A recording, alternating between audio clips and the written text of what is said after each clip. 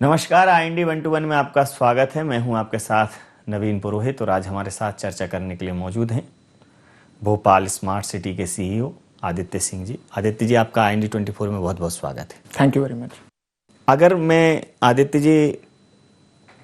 Smart city की परिकल्पना की बात करूं तो लोगों के जहन में एक सवाल आता है कि स्मार्ट सिटी मतलब एक ऐसा शहर जो बहुत ही अच्छा बसा होगा, व्यवस्थित होगा, जो भी आधुनिक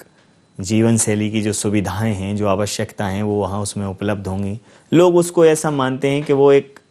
अलग से एक कोई एरिया होगा। स्मार्ट सिटी की परिकल्पना से बहुत ज़्यादा लोग अभी परिचित नहीं हैं। है क्या बेसिकली ये परिकल्पना, क्या है इसका कॉन्सेप्ट, क्या है? स्मार्ट सिटी भोपाल में जो हम लोगों ने कॉन्सेप्ट लिया वो बेसिकली रीडेवलपमेंट का लिया है, जहाँ पे हम अपना नॉर्थ और साउथ टीटी नगर में लगभग 350 एकड़ लैंड को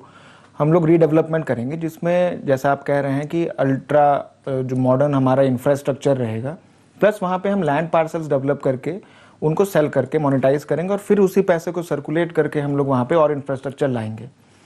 जो आम नागरिक के दृष्टिकोण से मैं बताना चाहूँगा, आप देख सकते हैं जैसे हमारा नॉर्थ और साउथ टीटी नगर में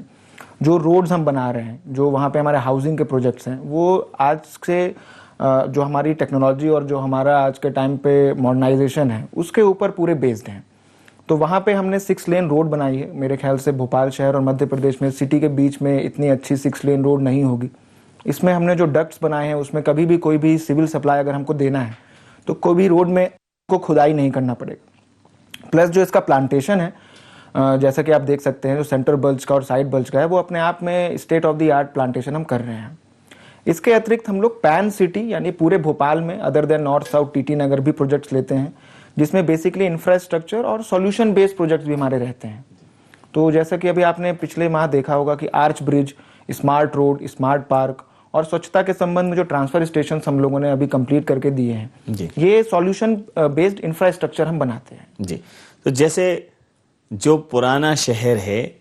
निश्चित रूप से उसको एकदम जमींदोज करके नहीं बनाया जा सकता, लेकिन क्या स्मार्ट सिटी उसमें चाहे सीवेज सिस्टम की बात हो, वाटर सप्लाई सिस्टम की बात हो, स्मार्ट स्कूल की बात हो, मतलब जो सुविधाएं वहाँ के इंफ्रास्ट्रक्चर में बहुत ज़्यादा बदलाव किए बिना मुहैया कराई जा सकती हैं, तो क्या उस दिशा में भी काम कर रहे हैं? बिल्कुल। अभी जैसे कि हमने अपना सदर मंजिल को जो हम लोगों ने इसमें एडॉप्टिव रीयूजेबिलिटी में इसको लिया है, उसमें हम लोगों ने अंदर और बाहर में पूरे में इसका जो भी मेकओवर किया है, ऐसे ही हम लोगों ने शहर में ओल्ड भोपाल और न्यू भोपाल दोनों में ही कुछ प्रोजेक्ट्स हम लोगों ने लिए हैं। आने वाले कुछ समय में आप देखेंगे कि स्मार्ट सिटी के माध्यम से जो आप कह रहे हैं जगहों की फेस लिफ्टिंग का काम हम लोग करेंगे,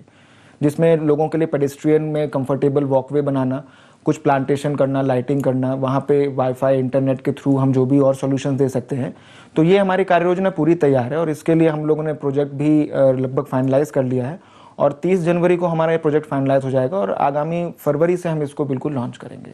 अभी जो अधोसंरचना को विकसित करने वाली एजेंसीज हैं वो करीब 5-6 एजेंसीज हैं, जैसे भोपाल विकास प्राधिकरण एक हो गया, नगर निगम एक हो गया, गृह निर्माण विभाग एक हो गया। तो जब ये जो सरकारी एजेंसियां हैं, अगर ये अपना जो भी निर्माण करें,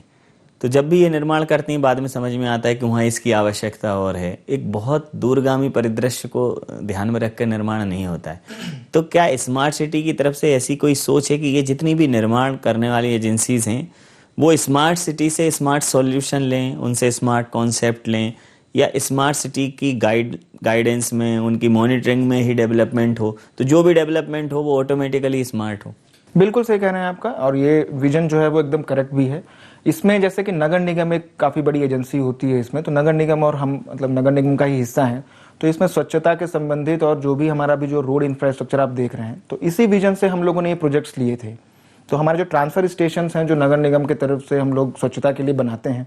हमारी जो रोड्स हैं, इन सब का हम लोगों ने जो विजन रखा है वो ऐसा रखा है कि आगे आने वाले 10 साल 15 साल तक उसमें हमें कोई भी चेंज नहीं करना पड़े और वो state of the art technology के साथ बने।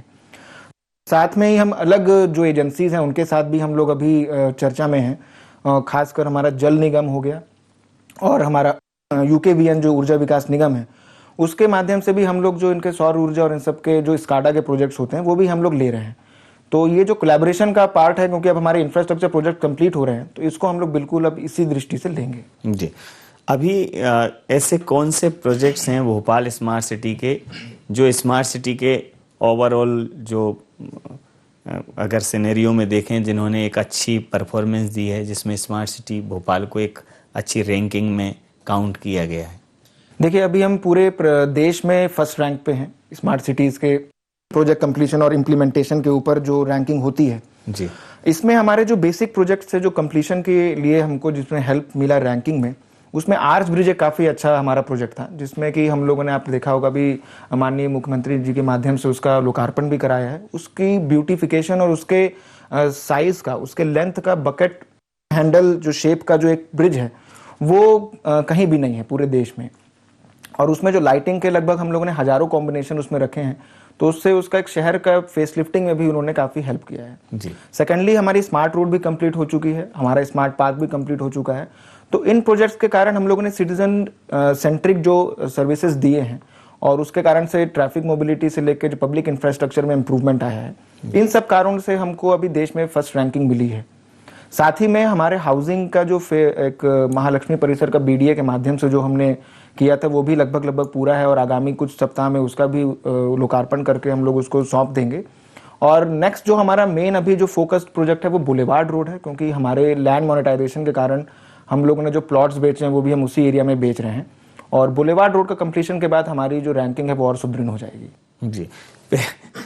अभी पहले पे चल रहे हैं तो अब तो A+ ही होना है। सबसे जो महत्वपूर्ण तथ्य है कि जैसा आपने कहा कि ये जो जहाँ स्मार्ट पार्क, स्मार्ट सिटी जो विकसित किए जा रहे हैं, स्मार्ट एरियाज, लेकिन जो पुराने शहर हैं जो बहुत सारी दिक्कतों से जूझते हैं, ट्रैफिक की समस्या से जूझ रहे हैं, वाटर सप्लाई की समस्या से जूझ रहे हैं, जगह जगह लीकेजेस हैं और उनको चेंज करना बहुत मुश्किल भरा है। लगभग एक तरीके से वहाँ जैम की स्थिति बन जाती है जब कोई भी परिवर्तन हो। तो कौन सा स्मार्ट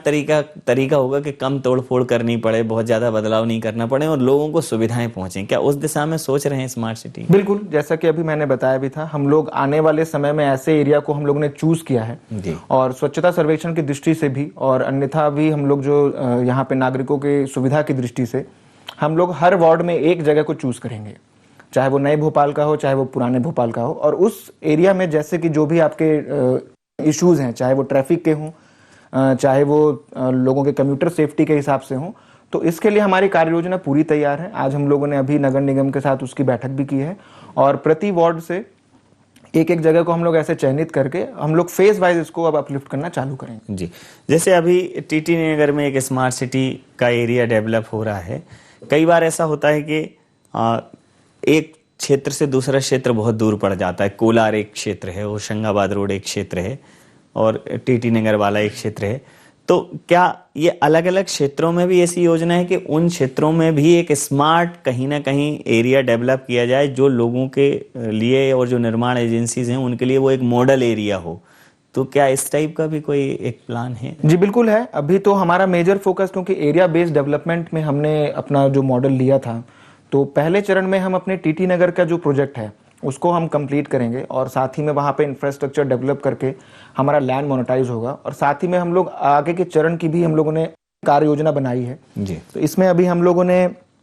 बड़ा तालाब का एरिया भी लिया है, जिसमें हम लोग वहाँ पे कम्यूटर सेफ्टी के हिसाब से रोड का भी अपलिफ्टमेंट करेंगे टूवर्ड्स बोर्ड क्लब। और आपको आने वाले समय में कुछ सौंदर्यीकरण के दृष्टिकोण से भी बड़े तालाब में काफ़ी नई सौगातें दिखेंगी।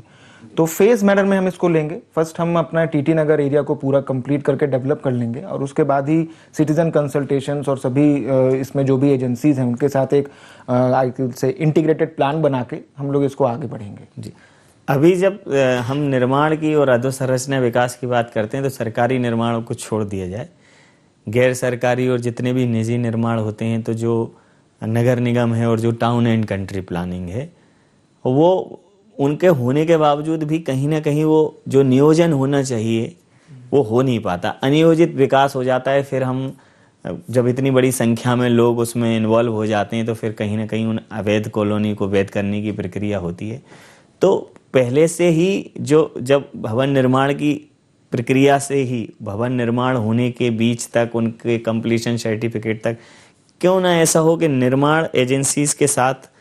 एक स्मार्ट सिटी का भी टाई अप हो कि वो स्मार्ट सुपरविजन की भी ज़रूरत है, ताकि जो भी निर्माण बिल्डर भी निर्माण करे तो वो स्मार्ट सिटी की सोच के हिसाब से निर्माण करे, तो स्मार्ट कॉलोनीज डेवलप हों, स्मार्ट पार्क डेवलप हों, उस दिशा में कुछ सोच रहे हैं सर? इसमें जो हमारा एबीडी का जो एरिया है, जिसमें हम लोग अभी जो अप्रोच आप बता रहे हैं, अभी तो हमारा अप्रोच यही है, जो आपका दृष्टिकोण है, इसको पूरे पैन सिटी एरिया में जो हम लोगों को इसको अगर हम लोग को लगाना है, इस योजना को लेके आना है, तो आपका कहना बिल्कुल सही है। और हम लोग अभी नगर निगम और टीएनसीपी के साथ रेगुलर इसमें संपर्क में रहते हैं। हमारे कुछ प्रोजेक्ट ऐसे भी आएंगे जिसमें हम ड्रोन के माध्यम से और जो भी मॉडर्न टेक्नोलॉजी हो सकती है उसके माध्यम से we will always keep an eye कि यदि निर्माण हो रहा है तो क्या वो परमिसिबल तरीके से हो रहा है कि वो अवैध हो रहा है। तो ये आपका कहना बिल्कुल सही है। एबीडी एरिया में तो हम लोगों ने इस चीज को हम लोग अभी यूज कर रहे हैं, और पैन सिटी के लिए भी हम लोग टीएनसीपी और नगर निगम के साथ चर्चा में हैं। जी, अभी जैसा आपने कहा कि ये जो एरिया बेस्ड डेवलपमेंट है उसमें हम नंबर 1 पर है स्मार्ट सिटी। एक और आप प्रोजेक्ट लेकर आए थे भोपाल में, स्मार्ट सिटी एक प्रोजेक्ट लेकर आई थी, जो साइकिल के लिए जो आपने ट्रैक डेवलप किया उसको नेशन वाइड एप्रिसिएशन मिला, लेकिन निश्चित रूप से वो एक कहीं कहीं ही दिखता है। अब आज के स्वस्थ जीवन के लिए साइकिलिंग लोग थोड़ा सा अवेयर भी हुए हैं, तो वो हर जगह मिले लोगों को और वो साइकिल ट्रैक डेवलप हों। अभी वो उसकी साइकिल्स उपलब्ध हैं, लोग चला रहे हैं, भोपाल में दिखता है, कई स्टेट के लोग आके उसको देख के गए, लेकिन अभी भी वो ट्रैक पे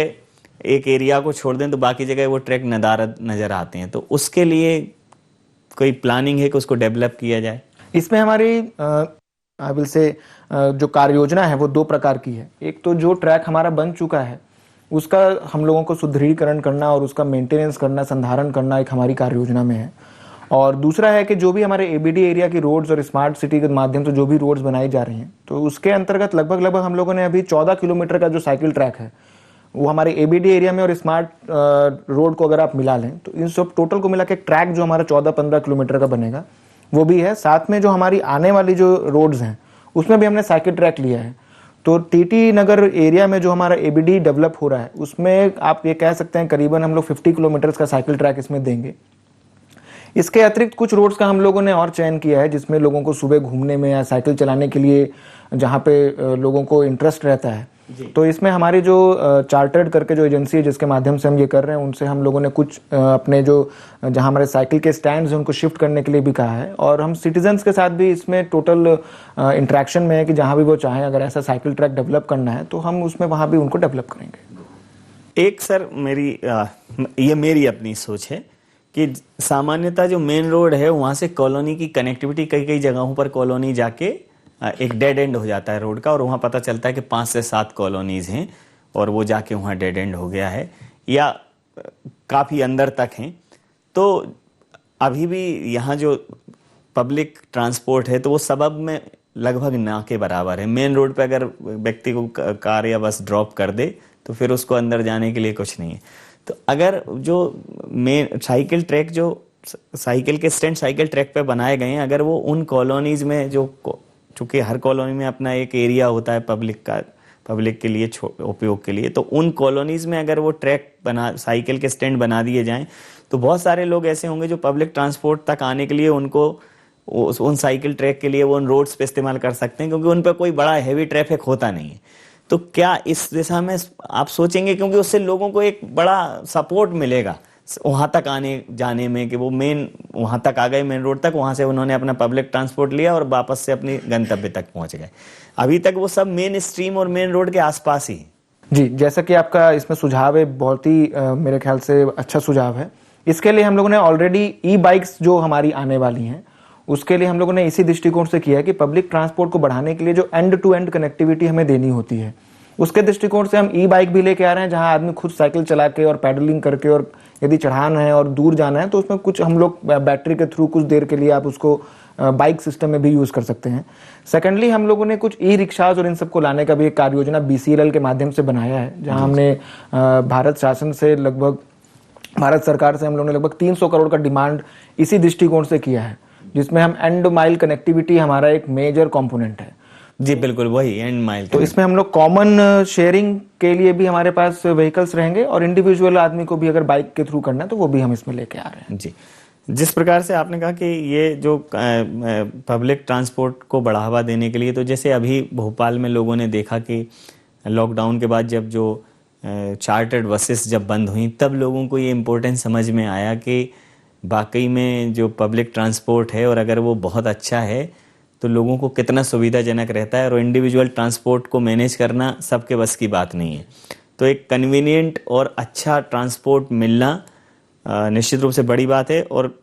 स्मार्ट सिटी में बहुत अच्छी तरीके से भोपाल के इस ट्रांसपोर्ट को मैनेज करने के लिए कोशिश की है, लेकिन ये और सुगम बने, और व्यवस्थित बने, और थोड़ा और बृहद हो, क्योंकि जो बसेस हैं वो मेन रोड तक ही सीमित हैं। मतलब कॉलोनी जो एंड माइल कनेक्टिविटी आपने कहा है, जो एंड कनेक्टिविटी है, वो उससे लोगों को फिर वो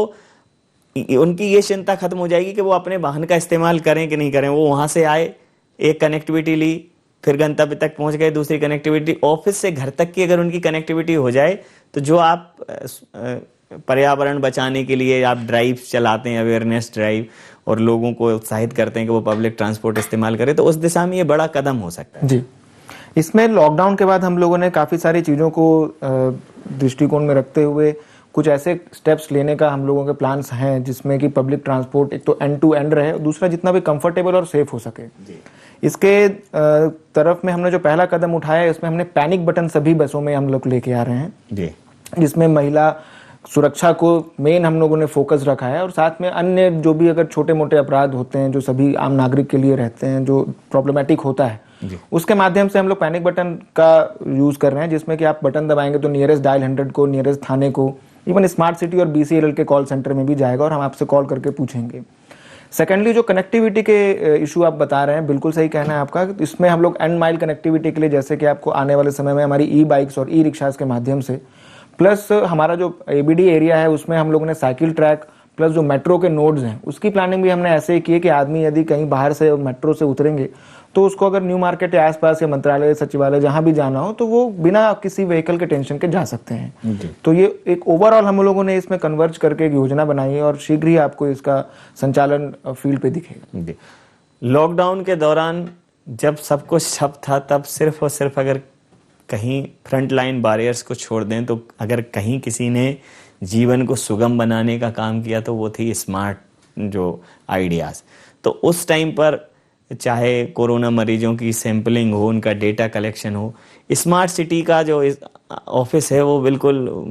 नोडल सेंटर बना हुआ था उसका। तो क्या महत्वपूर्ण भूमिका थी उस टाइम पे स्मार्ट सिटी की? स्मार्ट सिटी अभी भी हम लोग वहाँ से, हमारा जो integrated control and command centre है, वहाँ पे लगभग हम लोग 60 के ऊपर लोगों को हम लोगों ने 24 घंटे लगाया हुआ है, जो कि फ़ोन करके लोगों का होम आइसोलेशन की जानकारी लेने से, यदि किसी आदमी को हॉस्पिटल में एडमिट करना है तो बेड कहाँ अवेलेबल है वो तक हम उनको मैच करते हैं। साथ ही हमारा जो अभी वैक्सीनेशन का जो ड्राइव चालू हुआ है उसमें भी हम लोग वहाँ से जिनको लगने वाली है उनको एक दिन पहले सूचना देते हैं।